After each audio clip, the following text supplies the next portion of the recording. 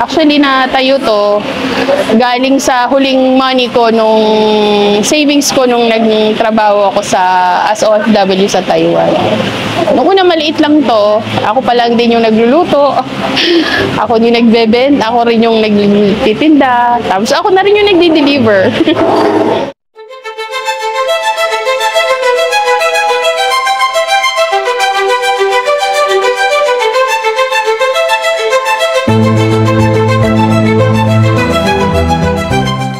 Naisipan naming mag-asawa. Habang siya nagtatrabaho para magkatulungan kami, nagpatayo nga ako ng isang maliit na food cart dito lang sa tabi namin. Gawa lang sa manipis na kahoy, mga second hand na bubong, tsaka lumber, na madalas po nalulusot pa kami. Tapos, ayun po, the rest is history na po.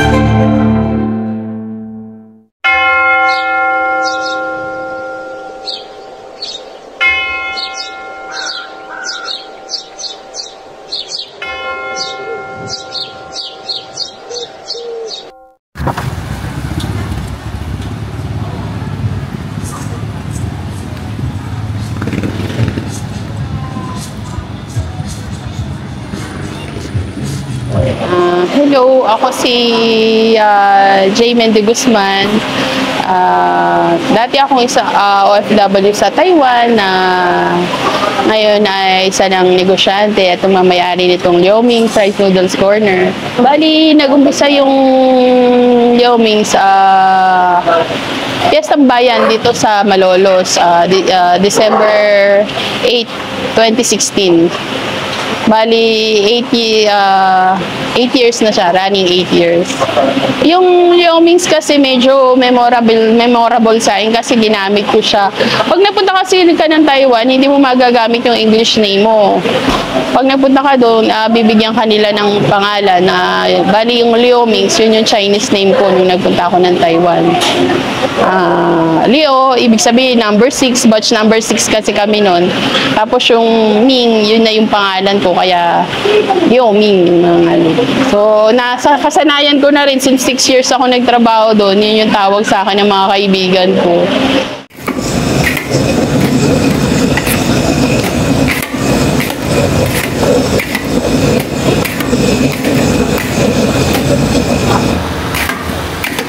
Kasi yung concept namin medyo bago kasi sa Pinoy. Bali kasi nung nagtrabaho kasi ako sa Taiwan, ang mga co-worker ko mga Thai. Tapos karoon ako ng pagkakataon na matikman yung pagkain nila, which is nagustuhan ko naman. Actually, inaral ko yung pagkain nila, hindi naman para inegosyo, hindi ko akalaing inegosyo. Medyo mahilig tayo kumain.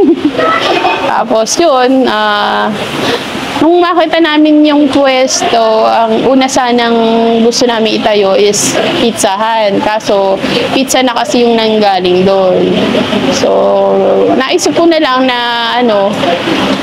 may yung una kasi naming una kong niluto dyan, yung samba, yung niluto ko sa asawa ko. Nung matikman naman ng asawa ko, ito na lang itinda natin, ang sarap ha. Sige, titinda ko yung natutunan ko sa mga Thai. Tapos yun, nung una walang bumibili kasi sa isang bowl lang ng samba nun dati, 25 pesos ko lang binibenta. Actually, wala akong tubo doon kasi sa Taiwan kasi wala kang makikita na serving na maliit lang. So, sabi ko pag magninegosyo ako sa Pilipinas, ganito ka ako concept. Ganito din kadami ang serving pero mura lang. Maraming nagtataka bakit ang dami serving pero mura lang, 25 pesos lang. Walang tumitikim. Tapos one time, sabi sa akin ng kasi may customer na nagustuhan yung yung sinaserve ko. Sabi niya, alam mo ate, ang gawin mo, taasan mo yung presyo mo. Kasi ang targetin mo yung kaya magbayad. Yung kayang palitan yung quality nung siniserve mong pagkain. Ang philosophy ko kasi, gaya ng mga Chinese, konting tubo lang, pero marami. Kaso hindi dumadami. Wala talagang tumitikim, walang nagtatry.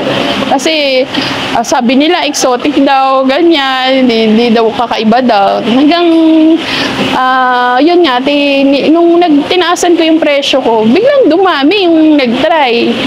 Until one time nga, yung mga sa school, doon sa ICSB, na tinikman nila yung isang araw, tumikim sila. Sumunod, nakita namin may 5 na, bumalik.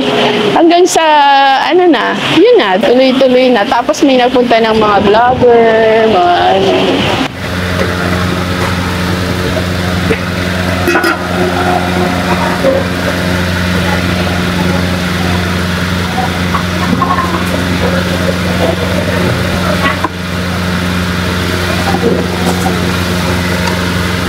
ayun, mga estudyante, mga mami nung mga estudyante, yung mga napupunta sa palengke. Yung struggle lang doon yung ipakilala yung bagong pagkain sa mga Pilipino. Kasi before pandemic, hindi pa masyadong yung mga Pinoy na tumikim. Nung nag-pandemic lang, tsaka sila naging parang curious kasi ano kaya yung tinitinda doon sa maliit na tindahan na yun, bakit hanggang sa yun, na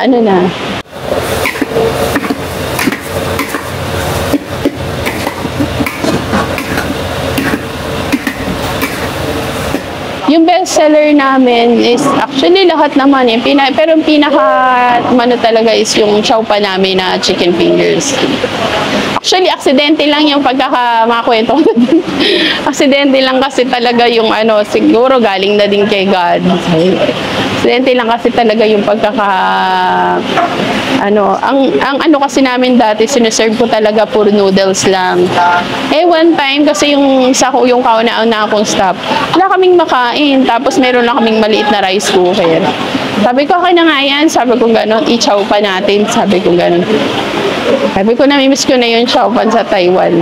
Mas niluto ko. Tapos yung style ng pagluluto ng mga Thai at saka Tapos may niluluto ko, kahit hindi ko pa siya natitikman, may dumating na ng mga estudyante na amoy nila. Sabi niya, ate, ano yan?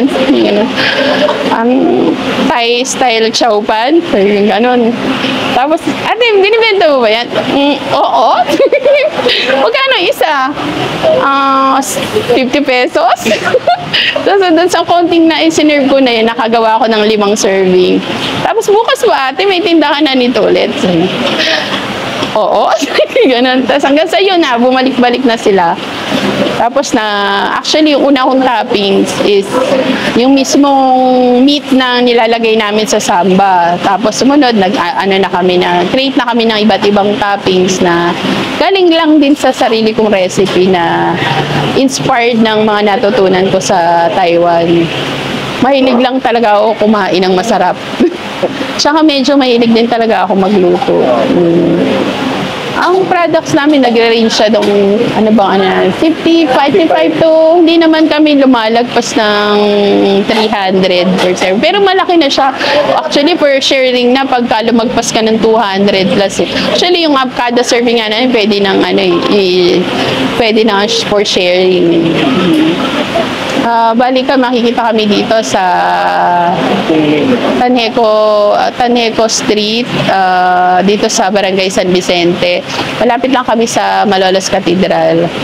So, pag nandito kayo sa Malolos Cathedral, pagtanong niyo lang po yung Liomings, alam na po yung store na.